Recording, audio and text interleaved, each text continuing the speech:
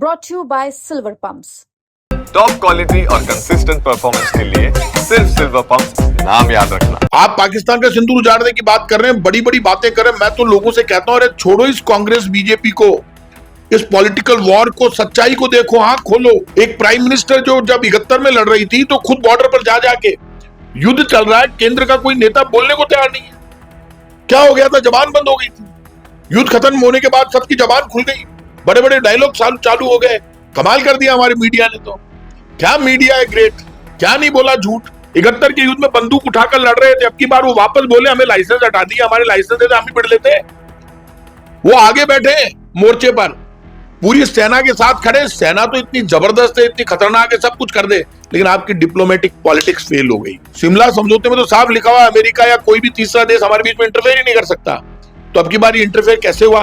और फिर आप इसका खंडन क्यों नहीं कर रही? भारत सरकार को खंडन करना चाहिए भाई। ट्रंप ने जो किया कोई खंडन नहीं है, कोई बात नहीं है, कोई जवाब नहीं है। सेना को खुला छोड़ दिया, सेना ठोक के मार देती पाकिस्तान को, ये मेरी गारंटी। वो 13 दिन का युद्ध है, 10 दिन में खत्म कर देती। इस बार इलाज हो जाता, और ये मौका था, ठोक के पटक देना चाहिए था, आतंकवाद खत्म हो जाता। पहलगाम अटैक के बाद जब भारतीय सेना ने आतंकी ठिकानों पर हमला किया और पाकिस्तान को मुंह तोड़ जवाब दिया, तो हर कोई सेना की तारीफ करता रहा।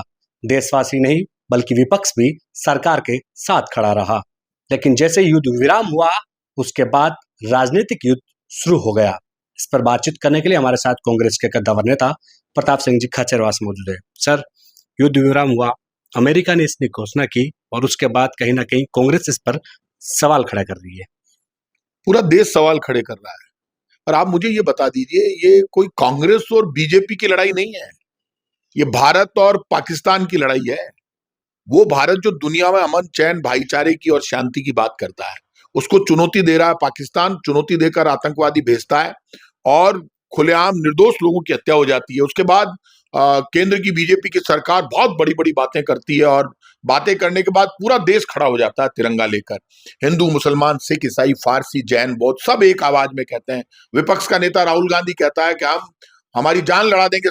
सब लोग प्रधानमंत्री के और भारत की बीजेपी की सरकार के साथ है, क्योंकि ये राष्ट्र धर्म का सवाल है, तिरंगे के सम्मान का सवाल है, हमारी माँ बहन बेटी के सिंदूर का सवाल है। आपने ऑपरेशन सिंदूर चलाया, आप पाकिस्तान का सिंदूर उजाड़ दीजिए। आप पाकिस्तान का सिंदूर उजाड़ने की बात कर रहे हैं, बड़ी बड़ी बातें कर रहे हैं। मैं तो लोगों से कहता हूं, अरे छोड़ो इस कांग्रेस बीजेपी को, इस पॉलिटिकल वॉर को, सच्चाई को देखो, आंख खोलो। एक प्राइम मिनिस्टर जो जब 71 में लड़ रही थी तो खुद बॉर्डर पर जा जाके युद्ध चल रहा है, केंद्र का कोई नेता बोलने को तैयार नहीं है। क्या हो गया था? जबान बंद हो गई थी। युद्ध खत्म होने के बाद सबकी जबान खुल गई, बड़े बड़े डायलॉग चालू हो गए। कमाल कर दिया हमारी मीडिया ने। तो क्या मीडिया है ग्रेट, क्या नहीं बोला झूठ।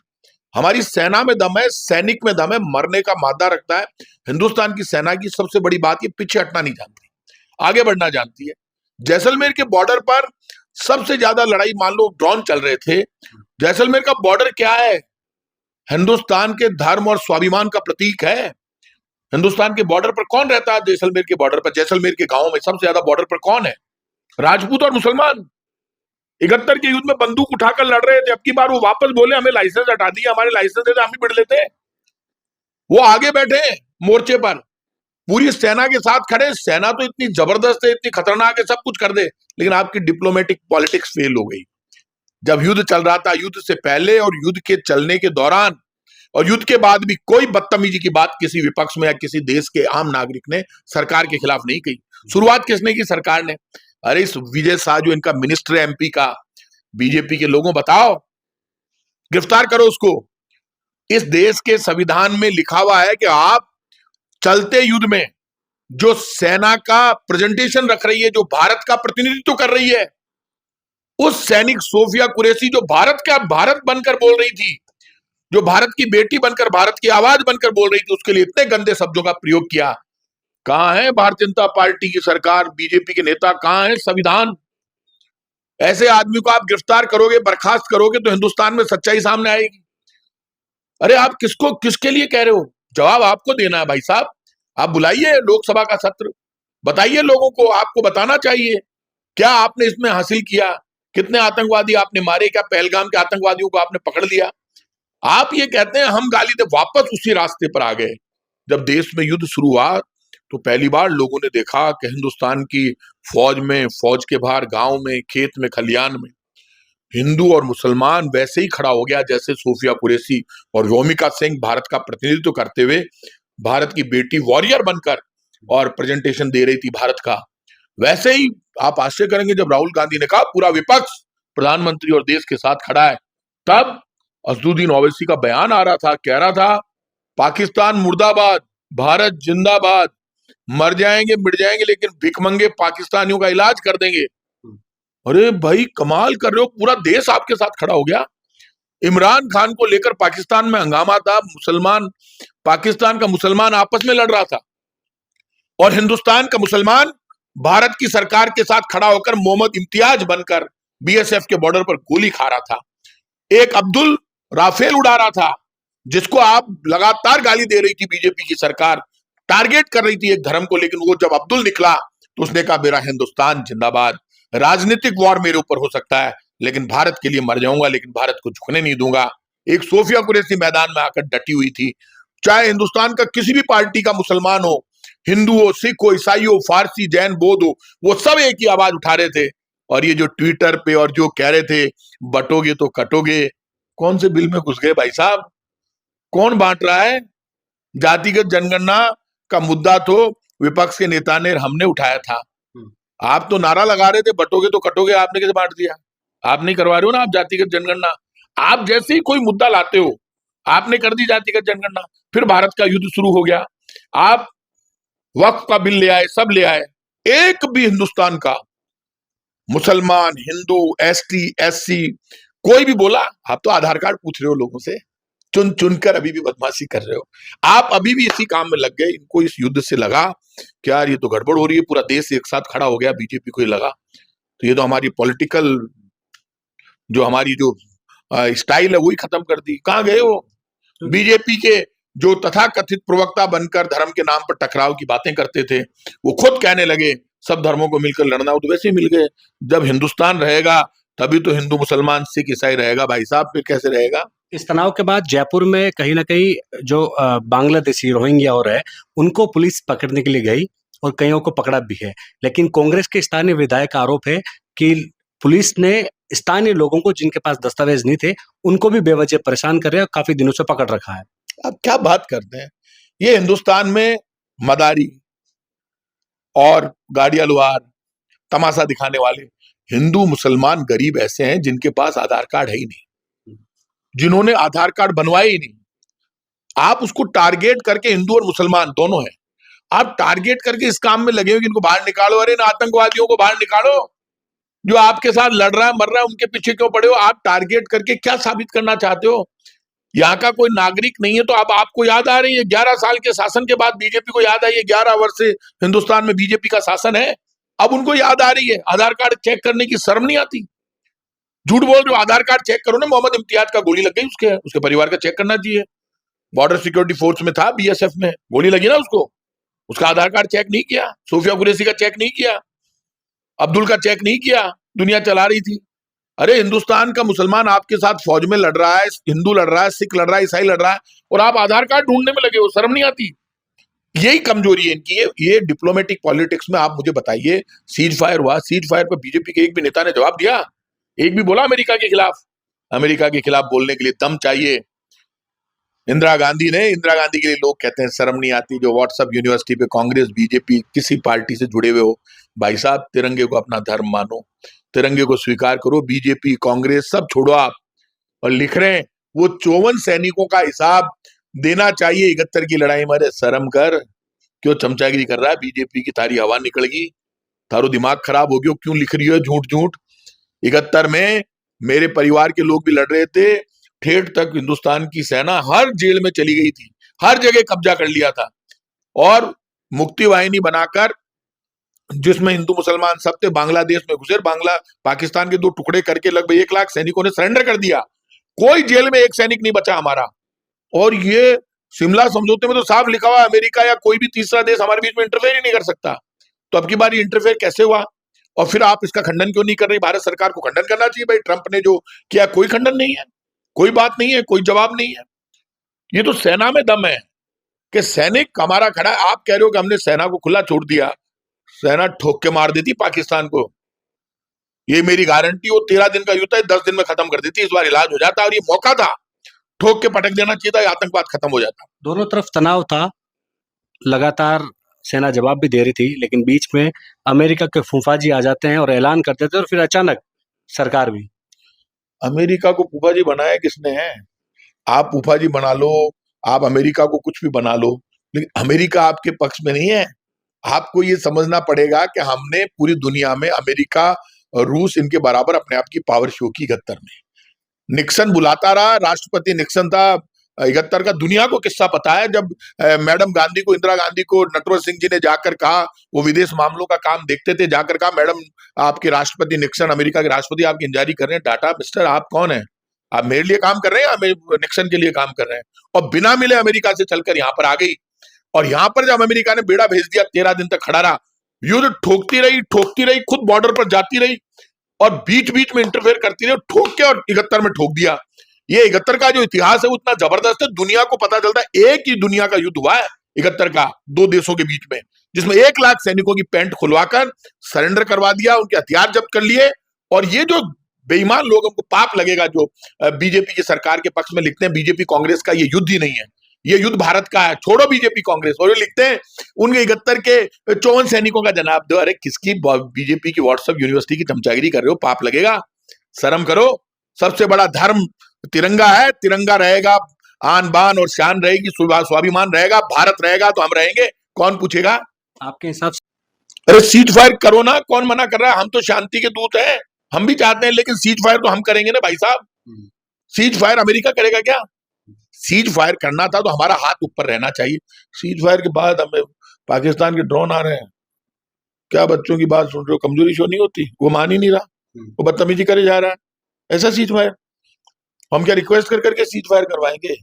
भारत डरता है? ये वैसा ही युद्ध था जब महाराणा प्रताप लड़ रहे थे, उनकी सेना का सेनापति हाकिम का सूरी और पीर का पठान था।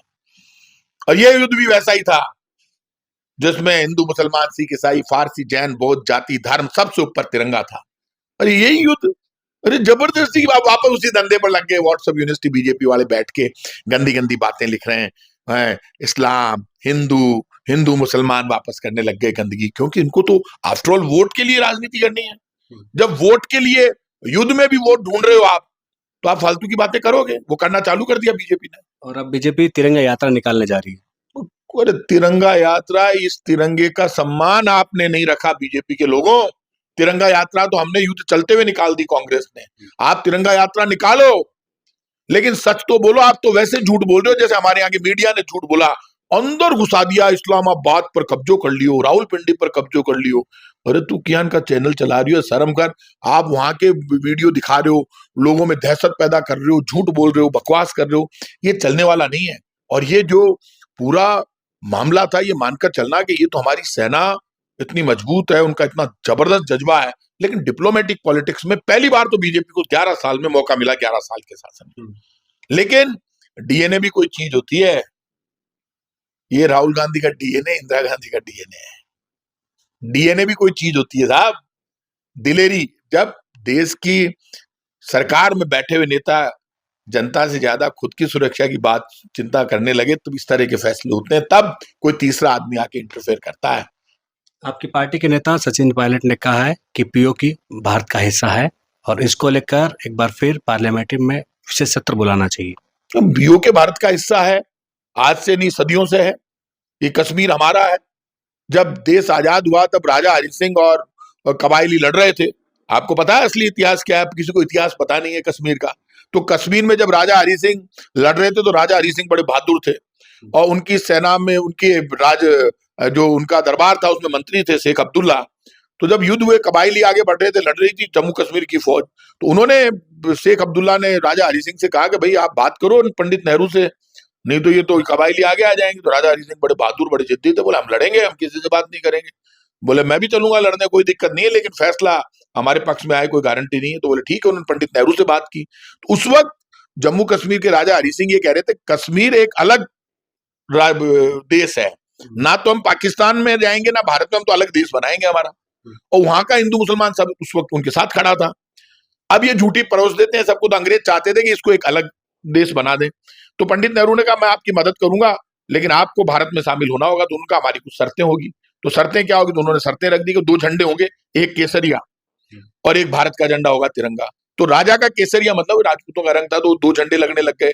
और उन्होंने कहा 370 होगी। हमारी जमीन बाहर का आदमी, हिंदू मुसलमान की जो सभी थे वहां उस वक्त, अभी भी है, तो बोले हमारी जमीन कोई नहीं खरीदा। इसने बीजेपी ने ऐसा नाटक किया जो फैलाया उसको। तो उस वक्त 370 इसलिए मजबूरी थी कि कश्मीर को भारत में लेना था, इसलिए पंडित नेहरू ने 370 एग्री कर ली, भारत में ले लिया और फौजें भेज दी और कबाइलियों को पीछे हटा दिया, तो कश्मीर भारत में ही रह गया ना। और तब उन्होंने कहा था ये घिस घिस कर अपने आप खत्म हो जाएगी, लेकिन भारत में तो ले लिया कम से कम कश्मीर को। तो राजा तो हरि सिंह हिंदू राजा था वहां पर, सच बात बोलते नहीं है। 2 झंडे थे, एक हिंदुओं का झंडा था केसरिया और एक तिरंगा था। अब बाद में जब आपने आए तो 2 झंडे की जगह 1 झंडा रह गया। तो ये नाटक मत करो, सच बोलो। इस देश के डीएनए में सच्चाई, ईमानदारी, स्वाभिमान, शौर्य और बलिदान है। इस देश का आदमी, इस देश की फौज लड़ना जानती है, मरना जानती है, लेकिन पीछे हटना नहीं जानती। हमारी थल सेना को क्यों कहते हैं भारत की सबसे मजबूत, दुनिया की सबसे मजबूत सेना? तो हमारा सैनिक जब आगे बढ़ता है तो पीछे नहीं मुड़ता। इसीलिए 71 जीते। आप वो बढ़ता ही जाता है, बढ़ता ही जाता है। गोली चल रही है, 5 मर गए, 3 बच गए, 1 बच गया, तो भी आगे बढ़ते जाते हैं, इसलिए हम जीतते हैं। राजस्थान में अब पाठ्यक्रम में शामिल करने की बात कही जा रही है ऑपरेशन सिंदूर को। ऑपरेशन सिंदूर पाठ्यक्रम में आप शामिल करो, कोई दिक्कत नहीं है, लेकिन पाकिस्तान के सिंदूर का ऑपरेशन तो करो। और आपको ऑपरेशन सिंदूर शामिल करना चाहिए, सेना का पराक्रम शामिल करना चाहिए, सब करो, लेकिन राजनीति तो मत करो काकाओं। दिन भर धंधो एक ही है। अब वो क्या हुआ कि जैसे ही पूरा देश का धर्म का आदमी एक हो गया, तो अब वो हिंदू मुसलमान को वापस टकराव किया, खड़ो करा। तो अब भी मैं लाज्ञान लड़ाओ, और अपनी तो दुकान बंद हो जैसी। वो युद्ध कहीं आए हो तो एक हो गया हिंदू मुसलमान, सिख ईसाई। फिर भारत की तिरंगा की बात उबाला की, तिरंगा मेरा धर्म है, सबसे बड़ा धर्म तो तिरंगा है, तिरंगा मेरी आन बान और शान है। उस पर बात करने लग गए लोग, और सबको लगा कि मोहल्ले में, गली में, गांव में, खेत में, खलियान में, बॉर्डर पर, सब जगह हिंदू मुसलमान सब एक रहेंगे तो भारत मजबूत होगा। इस युद्ध में सबने देख लिया कि ये जो बीजेपी का नाटक है, यदि ये चलता रहा, अंदर ही कमजोर हो गए, तो फिर मिल के लड़ेंगे कैसे? सब मिलके लड़ते हो, देखा अरे क्या पूरी दुनिया हिल गई। अब वो बीजेपी के पसंद नहीं आ रहा, तो बीजेपी डिप्लोमेटिक पॉलिटिक्स में फेल हो गई। और इस बात को बीजेपी को स्वीकार करना चाहिए कि अमेरिका का जो इंटरफेयर था, उसने पूरे देश को हिलाकर, पूरी दुनिया को हिलाकर रख दिया। हम किसी का इंटरफेयर बर्दाश्त नहीं कर सकते। सेना में दम है, भारत में दम है, भारत के सैनिक में दम है। पहले पाकिस्तान को ठोक कर मारा, इस बार भी हमने ठोक कर मारा, लेकिन जो अमेरिका ने इंटरफेयर किया, इसने हमारे जो डिप्लोमेटिक पॉलिटिक्स में हमारी केंद्र की बीजेपी की सरकार फेल हो गई, ये मानना चाहिए। बहुत बहुत शुक्रिया प्रताप सिंह जी खाचरवास। अमेरिका के हस्तक्षेप को लेकर कहीं ना कहीं कांग्रेस भी खफा है और इसको लेकर ये भाजपा के डीएनए पर सवाल खड़े कर रहे हैं। साथ ही इनका कहना है कि पाठ्यक्रम में ऑपरेशन सिंदूर को शामिल जरूर करें, लेकिन पहले पाकिस्तान का सिंदूर उजाड़ कर। कैमरा सहयोगी मनोज के साथ विशाल शर्मा, जयपुर, राजस्थान तक।